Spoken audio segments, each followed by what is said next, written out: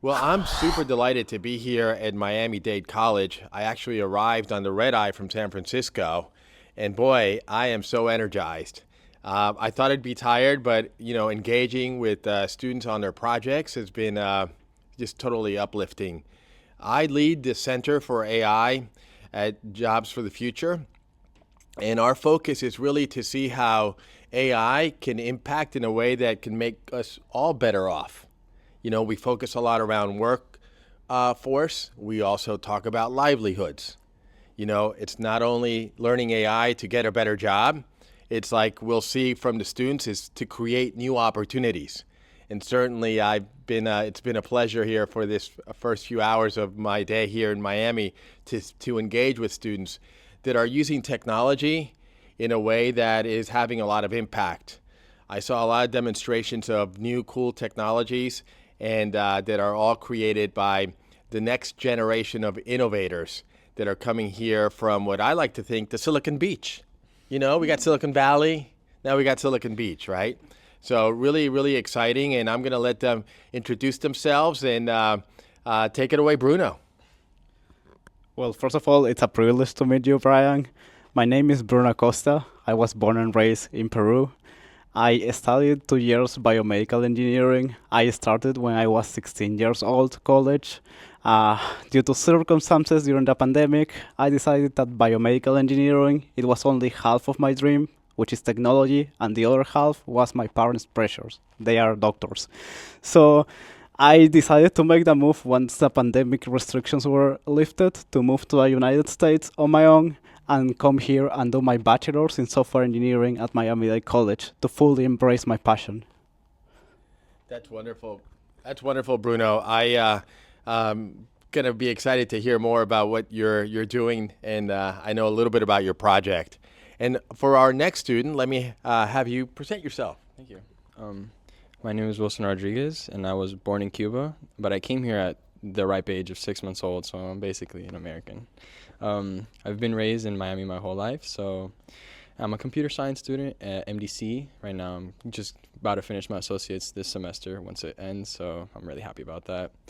And yeah, I've been coding since 7th grade, and I've loved computers since as far as I could remember. I've always had like a laptop on me, and I was always messing around with the internet and IoT and stuff.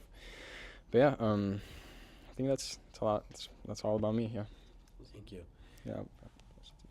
Hello, Brian. It's nice to meet you, and I am honored to be here doing this. My name is Andres Castellanos, and I am a software engineering student at Miami Dade College. I'll be doing my master's in data science and AI. And actually, I think it's funny because when I started Miami Dade College, the AI program wasn't offered.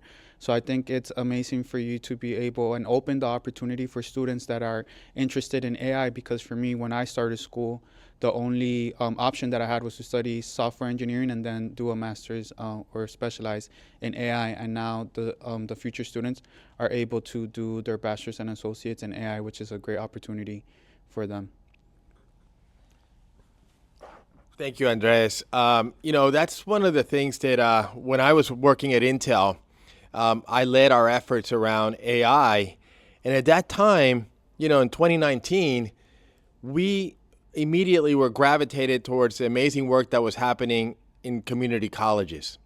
So we saw that as a great opportunity to bring in this technology because we knew that community colleges are really impacting the workforce instantly.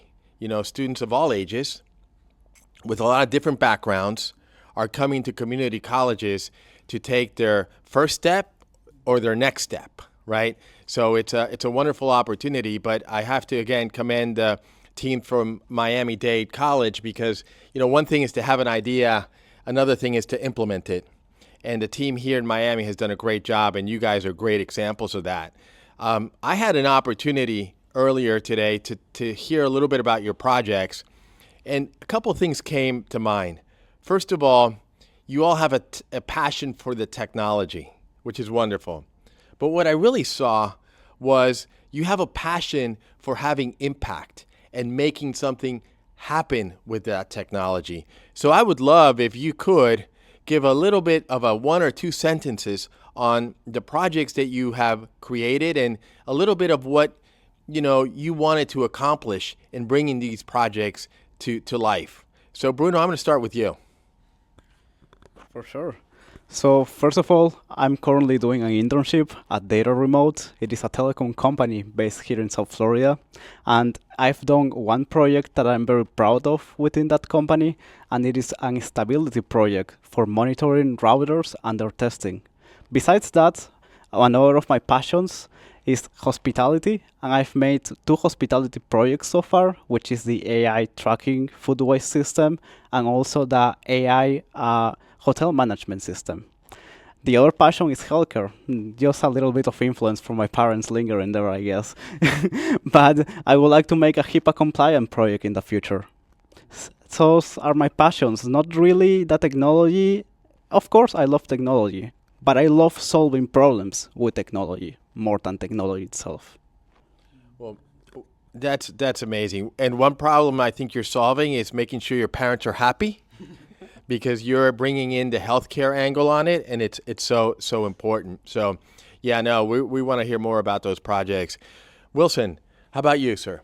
Okay, so for me, one unifying thought I think amongst all humans is that everybody loves music, right? There's not a single person who you'd ask if they don't like music, and they'll say no, because everybody is entranced by some sort of beat and rhythm and lyrics. So being that, sometimes it can be easy to get tired of a song, get tired of a genre, get tired of anything, and you end up in this dull cycle of putting on your playlist and like not really enjoying it. And I had this happen to me, and I was in a car ride thinking, how can I possibly stop this from happening in the future? I want, to always be engaged in whatever I'm listening to. I always want to enjoy it. And so I thought, one way of searching for music is, through knowing what other people listen to. So it's like, if one person listens to one thing, another person will listen to another thing, and, you can really build a relationship between, one song and another song based on what those people listen to. And so I wanted to visualize this and put it in an app, which, recommends you songs based on what you listen to, based on various other users and what they listen to. So it's like, it all really comes together to, bring people together and share like their music tastes and, their niche songs and whatnot. So yeah, that was the idea for my app. That's so cool. I just saw the movie Dylan. Yeah, I've never heard of it. About Bob Dylan. I think it's I don't think the name of the movie is Dylan, but it's the story of Bob Dylan. But immediately, music is ultimately very personal. And what I loved about your application is how it helps you personalize that, but kind of brings in the crowd perspective. Like, what else do people who like that music like? So I was really impressed with that approach. And, there's always a kind of seem to be a technology and music really go together. Yeah. A lot of the people that I know that are especially in the engineering side or the development side, also have a side gig with music. So I think you're hitting in a universal interest, right? So that's so cool. Andres, you, sir. So the project I'm working on two projects right now that have to do with artificial intelligence.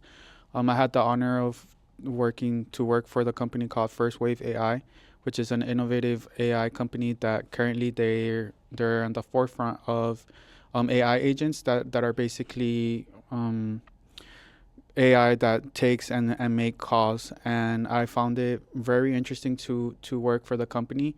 I was able to build out their iOS front UI app, and I also worked in the back end working on the API call. And in the demo, even though I wasn't able to show how the AI works, but it sounds very real. It has a human touch to it, which I found very interesting to be able to have the opportunity to kind of be at the forefront, because it's something that I've never seen before. Usually in the in the robocalls that you get, it's like I guess from Walgreens, it's the first one.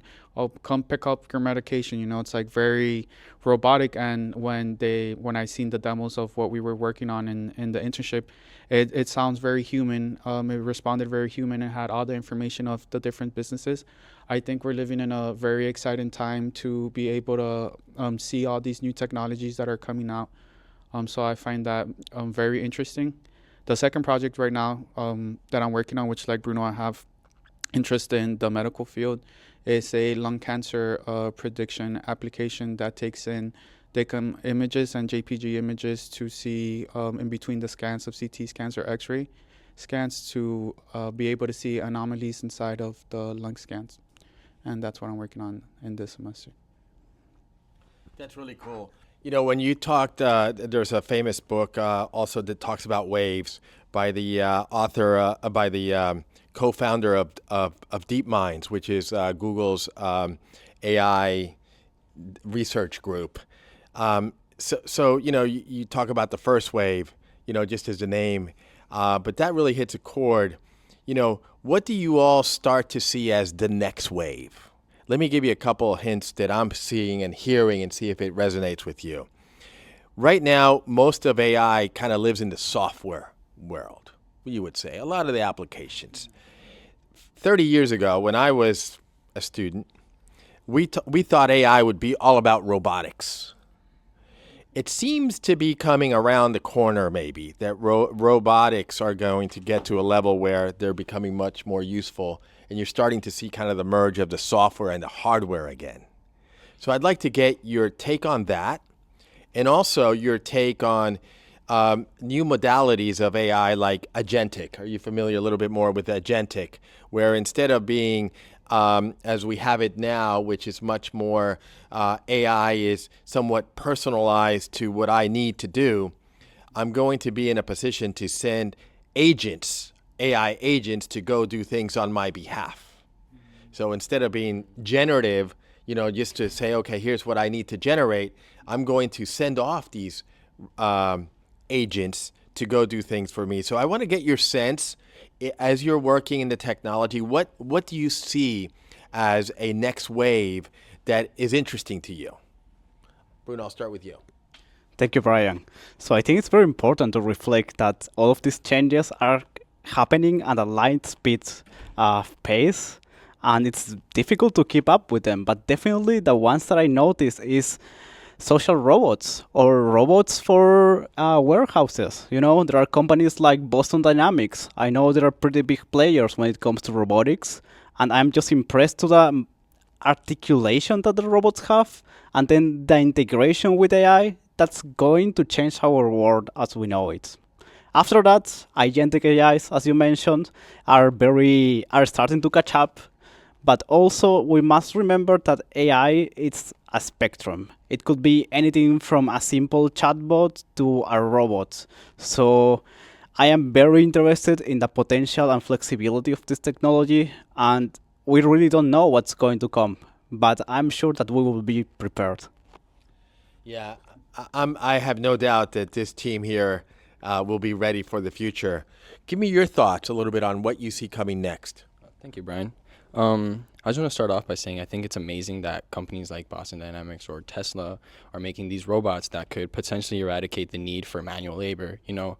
But I think it's also important to recognize that over-reliance can exist. You know, we can fall into this cycle where we would just rely on AI for, you know, all these things. I think it's important to separate yourself and from that abstract layer and really know what's going on within, like, you know, beneath that whole thing. So furthermore, as you said, with agent AIs, I don't believe it would be like the brightest idea because, you know, with AI, there's that missing human touch. I think you need to be human to, you know, make your own choices. I don't think AI can be, you know, exactly as rational as a human mind. It doesn't have all the contexts, you know, behind your life. So as far as it comes to AI agents, I think that's teetering between the line of over-reliance on AI. And I don't personally believe it would bode well because, you know, they would make choices for you that you yourself might not be approval of, you know, because again, they don't have the context of your life. They don't have, you know, everything that's going on with you. But definitely with this new wave of AI, I think we need to separate ourselves a little bit from that just so we could avoid, you know, falling into this pit of, you know, just over-reliance on it. I don't know if you ever heard of this new term called vibe coding. Yes. Vibe coding, right? Everybody's heard of that. Yeah. a lot of it now, it's like, there's this slop on, the internet, and sometimes you yourself don't even know how to read it. You yourself don't know what's going on, because these people are relying on AI so much so that they trust it to put out this code on the internet that, users are supposed to trust, but, might end up, maybe leaking something it's not supposed to, or, acting in a way that it's not supposed to. So that's personally my take on AI. It's like it could be pretty bad if we rely too much on it. Yeah, no, I think you bring a very important point that cannot be understated, is the importance of trust, transparency, ethical use, responsible use of AI. At times, it's not an afterthought. It's not something you do like test it to make sure that it's trustworthy. No, it has to be baked in. So that's a very, very important point. And I know actually that Miami Dade was one of the pioneers in bringing content around trust and AI trust. I know that teams from Intel worked very closely with Miami Dade for that. So it's just wonderful that you bring that up, because that is absolutely key, especially when you talk about agentic AI. Now you're someone who is your proxy or on your behalf. How, do I trust that interaction? I think that's a very, very important point. Andres, to you. I think it's interesting to talk about vibe coding, which I think at least me as a student, the way that we're seeing AI come into play right now is definitely through software and any type of AI that basically helps you do any type of work. So I find it funny because my mom actually she uses AI for work to write emails. I think for me, I'm seeing AI kind of transform regular people's life, versus before you would see mostly software students or people that are inside the technology field only use AI. And I think definitely the new wave is AI that's able to be used by regular people that are doing regular things, whether it's to make an Excel or to create pictures or create marketing content, as well as vibe coding, which in this case, it's not a good thing, because we do have some engineers or some actually students that are just coding away, and they don't know exactly what's going on in the code or how it's working in the back end. And it takes discipline to be able to really understand what it is that you're doing. So for me, I think what I'm seeing right now, it's the regular person using the AI, and in this case, it comes in various forms. So that's what I see. That's a great point. I think we're kind of in the age, or the next wave, of the rest of us being able to really use the technology. But it's developers like you all, innovators like you all, that are doing these amazing solutions in a very responsible way, looking at the trust and transparency, understanding that it's not just about the science of it all, but it's about the people, and using it to help in healthcare, right? Because that's an important, constant that we can see the technology help us with. So I want to, again, congratulate you all for the work that you're doing. Sometimes we get a little jaded about the future. When I come and I see the work that Miami Dade College is doing, I'm excited about the future. I can't wait for the amazing things that I saw today be out there in the market, and that you continue to lead and bring people with you. Make it trustworthy, make it of value, and make it accessible to all. So thank you very much for the work that you're all doing. Congratulations. Thank you, Thank you. Brian. Thank you.